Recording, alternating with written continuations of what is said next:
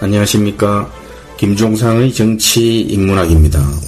이번 시간에는 지난 시간에 이어서 패스트트랙, 소위 신속처리 법안과 관련한 전국 속에서 각 당의 진짜 속내가 뭔지 자유한국당과 정의당을 중심으로 살펴보고, 그럼 내년 총선의 가장 큰 세 가지 변수가 뭔지도 짚어보려고 합니다. 먼저 자유한국당부터 보겠습니다. 자유한국당, 자기들 그림이나 계획은 없는 것 같습니다. 패스트트랙 협상에 진정성 있는 법안을 새로 내놓는 게 맞다고 봅니다. 지금은 한국당이 콩으로 매주를 쓴다고 해도 국민들이 믿기가 어렵다고 저는 그렇게 생각하고 있습니다.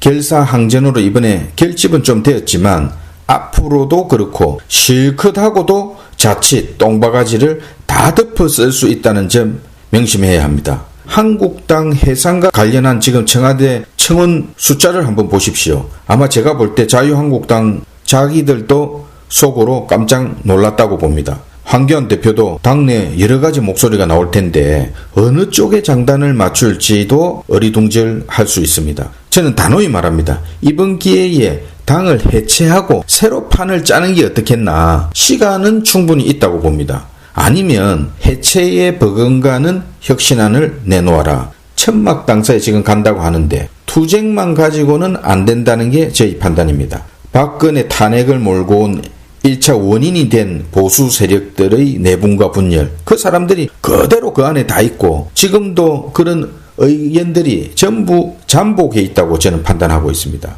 이번에 그런 대로 결집에는 성공했지만 일사불란하게 앞으로도 움직이기가 어렵고 언제든지 갈등은 불거질 수도 있고 주도 세력이 있으면 나머지 사람들이 뒷짐만 지고 있을 그럴 공산이 큽니다. 또 공천 진행 과정으로 들어가면 또 내분이 일어날 가능성이 크고요. 우리가 주식을 할 때 보면 바닥을 쳐야 반등을 하는데 적당히 반등하다가 이제 좀 계속 올라가겠지 이래 생각할 때 주식은 또 곤두박질을 하지요. 저는 정치도 마찬가지라고 봅니다. 적당히 봉합하면 내년 총선도 적당히 결과가 나올 것으로 저는 그렇게 판단하고 있습니다. 정계 개편 수준으로 당을 완전히 새로 시작해야 합니다. 외연도 넓히고 큰 그림을 그려서 국민들에게 진정성 있게 다가가야 합니다.